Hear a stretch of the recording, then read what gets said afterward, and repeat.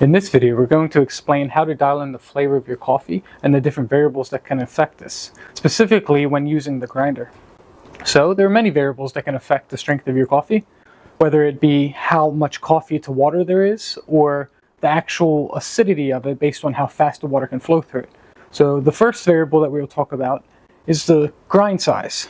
This knob here on the top adjusts the size of the actual individual granules of coffee. So when we rotate it counterclockwise all the way to the largest circle, this will correspond with a much larger individual grinds of coffee. The middle would be a medium size, and all the way to the right clockwise would be the smallest grind size. And what this means is that if we choose a medium size, then we would have a medium amount of surface area based on the available scale. If we choose the finer one, then each individual grind would have more surface area, meaning we would be able to extract more flavor per coffee bean, but this would also restrict the flow of the coffee or the water going through the coffee grinds, which would in turn allow more time for extraction, so it would be able to pull out more individual molecules from the actual coffee.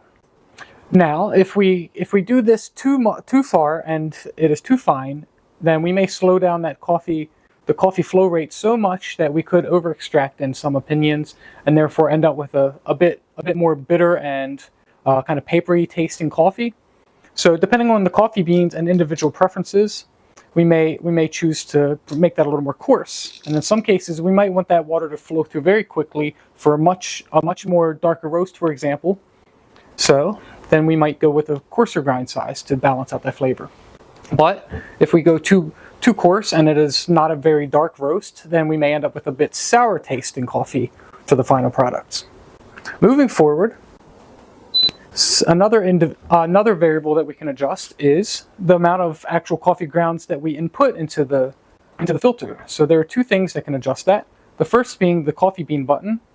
If we press that once and there's just one bean, that means there's less actual coffee grounds per cup that we grind for.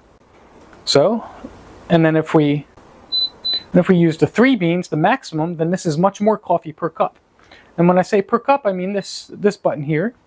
You see there's a 2, 4, 6, 8, and 10. This corresponds with how much coffee you're actually going to brew. So that also affects the amount of coffee that is actually going to be ground into the filter. So with that said, the highest amount of grinds that you could have is 3 beans with 10 cups. And if you use a very small amount of water, then you would get a very, very strong coffee. But if you did just 1 bean and 2 cups, but you fill your reservoir all the way, then you would get much less coffee and a lot more water. Therefore, you would have a watery tasting coffee. I hope that that's helpful.